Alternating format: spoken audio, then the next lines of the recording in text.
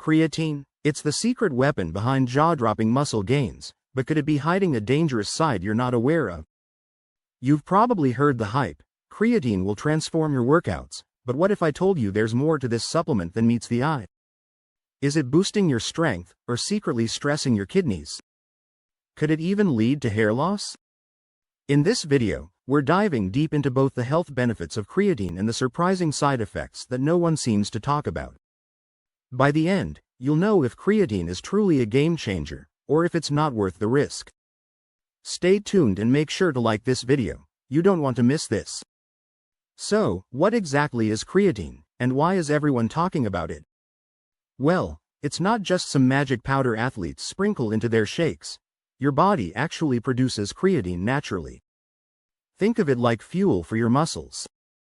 Every time you sprint, lift, or even run up the stairs, creatine is helping you power through by giving your muscles the energy they need to perform at their best. But here's the kicker: the creatine your body makes? It's only enough to get you so far. That's why many people turn to creatine supplements, like creatine monohydrate, the most popular form. It's like giving your muscles a boost of energy on tap, and when used right, it can help you push harder, lift heavier, and recover faster. Sounds great, right? Well, hold up, because we're just getting started. The real question is, how do you use creatine effectively without stepping into the danger zone? Alright, let's talk about why creatine is such a big deal. Spoiler alert. It's not just for bodybuilders or gym fanatics. Sure, it's known for packing on muscle and strength, but there's way more to it. So, what are the real benefits of creatine? First up, let's get one thing straight. If you're looking to get stronger, faster, or just perform better physically, creatine is your new best friend. It helps increase your body's production of ATP. That's the energy currency your muscles need to contract and perform.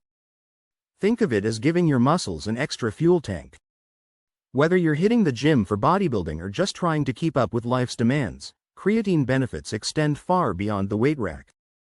But it's not all about gains and grunts in the gym. Creatine also plays a role in brain health, helping with mental clarity and even reducing fatigue. So, whether you're lifting a barbell or just lifting your energy levels throughout the day, creatine's got you covered. And if you're worried about the dreaded loading phase, relax.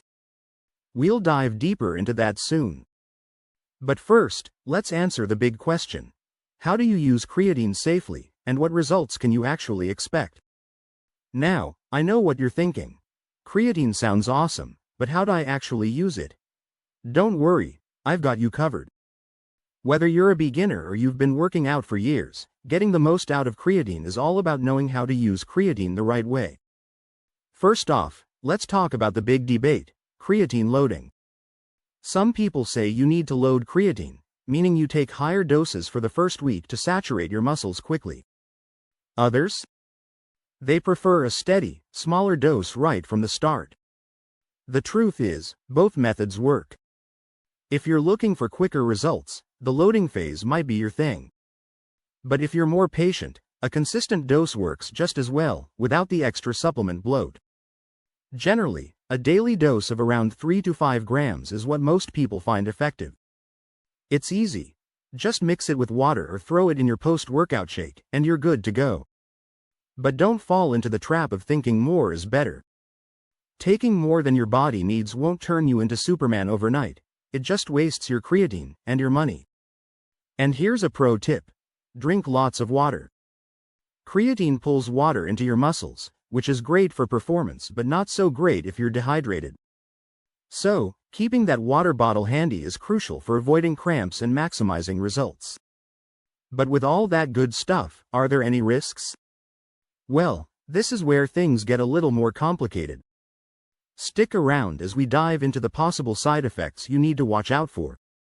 Alright, let's talk about what everyone wants to know: the side effects. As awesome as creatine can be, it's not without its dark side, especially if you're not careful. So, what are the potential risks you need to know about before you start scooping creatine into your shakes? First up, the most common complaint is bloating. Since creatine pulls water into your muscles, some people experience that puffy, bloated feeling, especially when doing a creatine loading phase. Now, this usually goes away as your body adjusts, but it's definitely something to keep in mind. Next, let's talk about kidneys. You've probably heard the rumors that creatine and kidney damage go hand in hand.